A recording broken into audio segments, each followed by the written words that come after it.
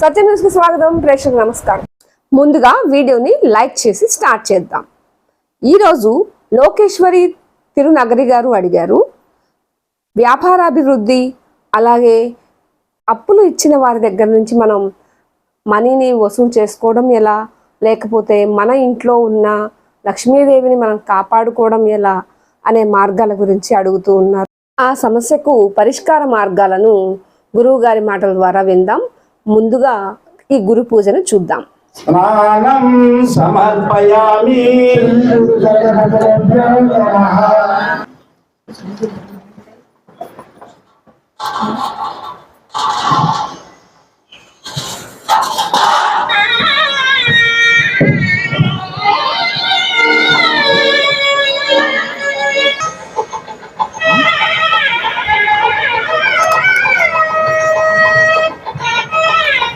అక్షితాన్ సమర్పయామి.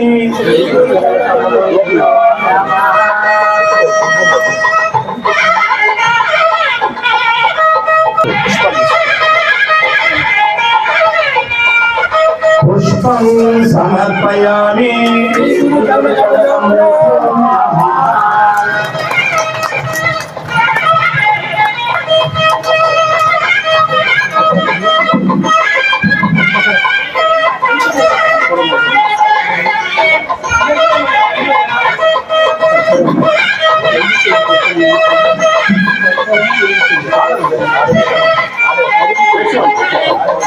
ధూపం సమర్పయామి. నైవేద్యం సమర్పయామి. ఆచమనీయం సమర్పయామి.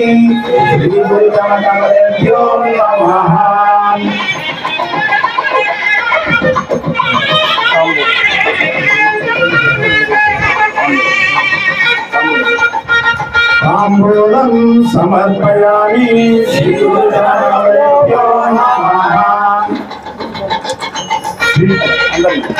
శ్రీఫలం సమర్పయామి.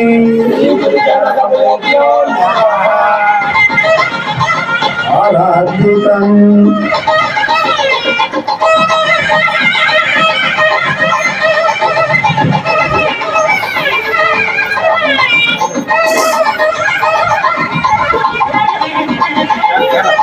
కర్పూరగౌరం కరుణావతారం సంసారసారం భుజగేంద్రహారం సదా వసంతం హృదయారవిందే భవం భవానీ సహితం నమామి. ఆరాధితం సమర్పయామి. ఆచమనీయం సమర్పయామి.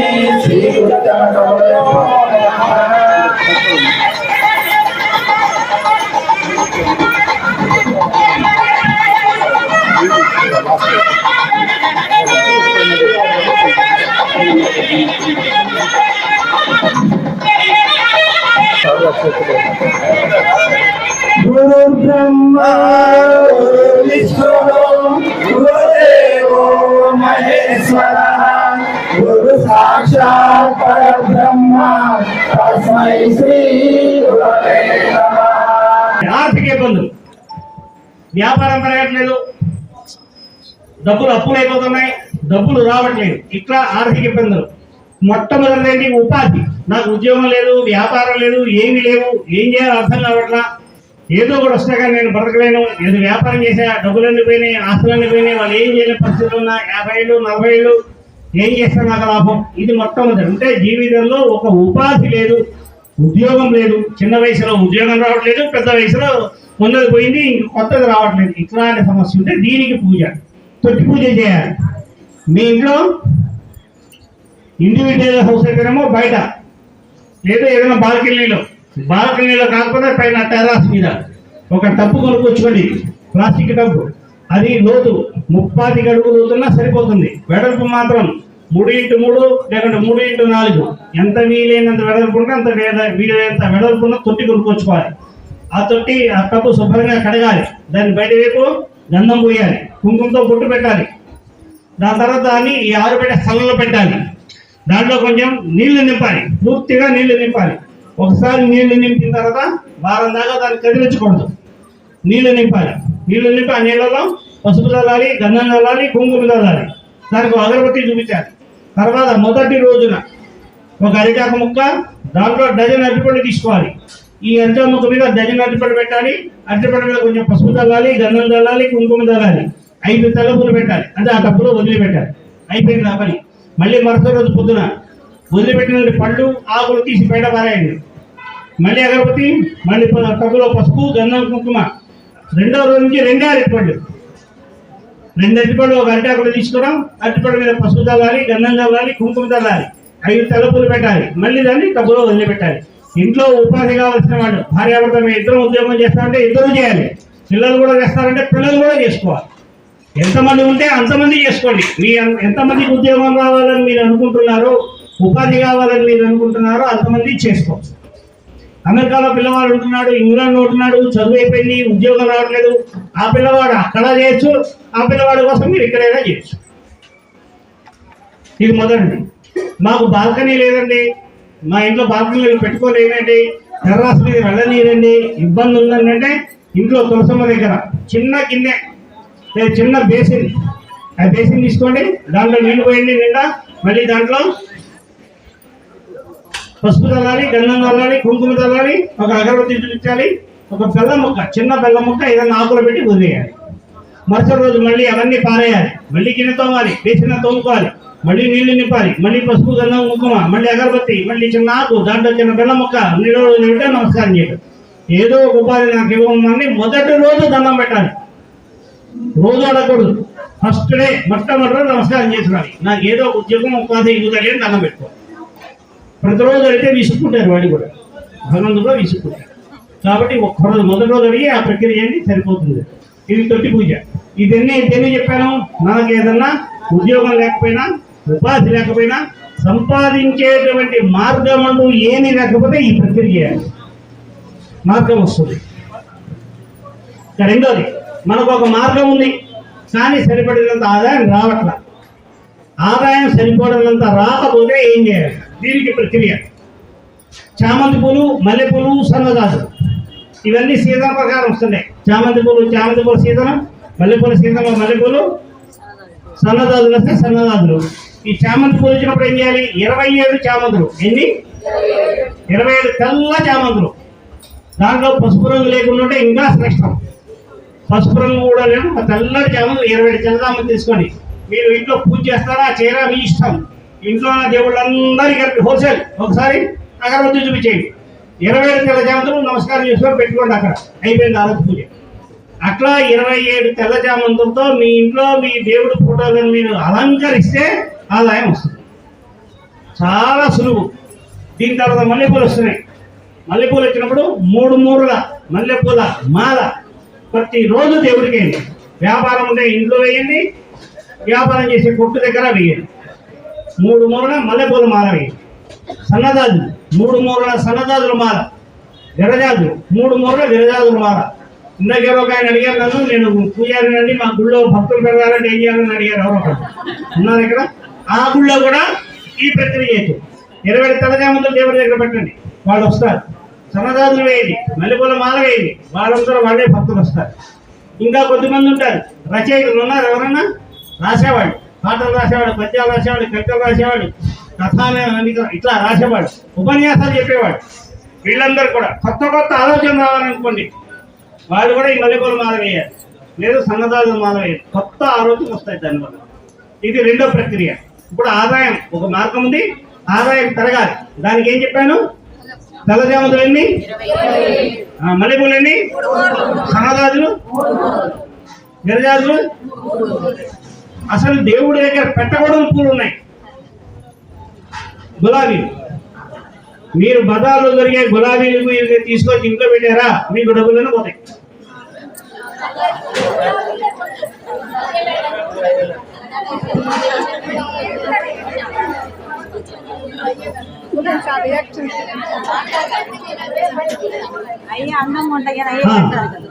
అయిపోయినాయా? నువ్వు కూడా గులాబీలు అస్సలు వాడదు ఇంట్లో. మీరు గులాబీలు ఇంట్లో అలంకరణ పెట్టండి, గులాబీలు అలంకరణకి పెట్టుకోండి. నేను షోకేస్ ఉంటుందిగా అక్కడ పెట్టుకుంటే పెట్టుకోండి. తోట ఉంటే ఇంటి ముందు తోటలో పెంచుకోండి, తోటగా బాగుంటుంది. కానీ దేవుడి దగ్గర మాత్రం తీసుకురాకండి. దేవుడి గదిలో మీరు ఒక్క గులాబీ పువ్వు పెట్టినా మనకి ఇబ్బంది. ఎవరైనా పరీక్ష చేస్తా అంటే చెప్తాను, చేసుకోవచ్చు.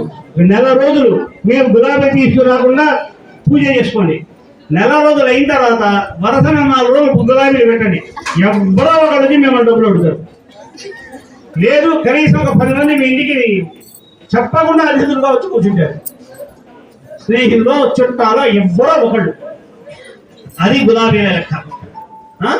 సో గులాబీలు అస్సలు ఇంట్లో తీసుకురావద్దు. ఇది ఫస్ట్ మీరు గమనించుకోవాల్సిన మొట్టమొదటి విషయం. అయిపోయిందా? ఇంకా తర్వాత డబ్బులు బాకీ మనకు రావాలి. మనం ఇచ్చాం, మనకు తిరిగి రావట్లా, బాకీలు రావాలి. దీనికి ఒకటే ఒక మార్గం, ఇంకా రెండో మార్గం లేదు, ఒకటే ఒక మార్గం. కనకాంబరాలు వచ్చినప్పుడు కనకాంబరాల సీజన్లో 3 మూరల కనకాంబరాల మాల మీ ఇంట్లో దేవుడికి, కొట్లో దేవుడికి వేయండి. అప్పుడు మీ బాకీల మీద తిరిగి వస్తాయి.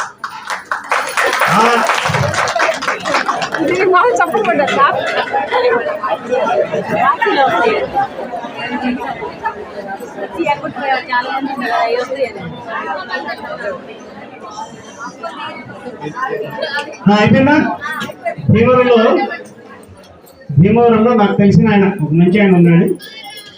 సో ఆయన నేను మాట్లాడుకోక 7 సంవత్సరాలు అయిపోయింది. అప్పటికే 7 to 8 years అయిపోయింది.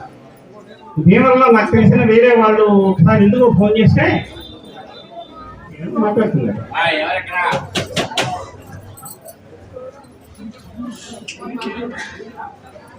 ఏదైనా ఆయనతో నేను మాట్లాడాలి మధ్యలో. సో మధ్యలో ఎవరో తెలిసిన ఆయన వస్తే నేను అడిగానండి, ఫలానా మనిషి ఆయన చాలా ఇబ్బందులు ఉన్నట్టున్నారా ఏమిటన్నా. ఏమోనండి అన్నారు. లేదయ్యా ఆయన చాలా ఇబ్బందులు ఉన్నాడు, సుమారు ఆయనకి 2-3 కోట్లు రావాల్సిన కొన్ని అయిపోయినాయి. భీమవరంలో మావుడమ్మ గుడి చాలా ప్రసిద్ధి. నేను మాట్లాడినదానికి ఆయన చాలా గౌరవం, భక్తి.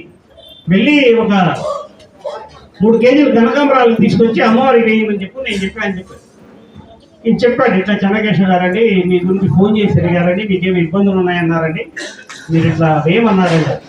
ఆ మరుసటి రోజు నేను చెప్పిన తర్వాత 2-3 రోజులకి ఆదివారం వచ్చింది. నేను ఆదివారం ఏమన్నా ఆదివారం వేశారా. తర్వాత ఫోన్ చేసి చెప్పారు, మీరు చెప్పారండి నాకు రావాల్సింది సుమారుగా 2.75 రావాలి, నాకు 2 దాకా వచ్చినాయండి అని చెప్పారు.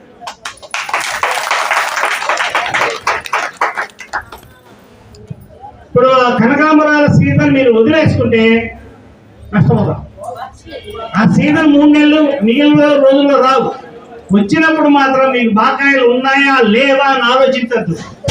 భవిష్యత్తులో వస్తాయేమో బకాయిలు, ఉంటాయేమో బాకీలు ఉంటాయేమో భవిష్యత్తులో అని అనుకోండి అంతే. ఆ సీజన్ వదిలిపెట్టద్దు. 3 మాలు వేయాలి. సరిపోయిందా? రైట్. 4వ విషయం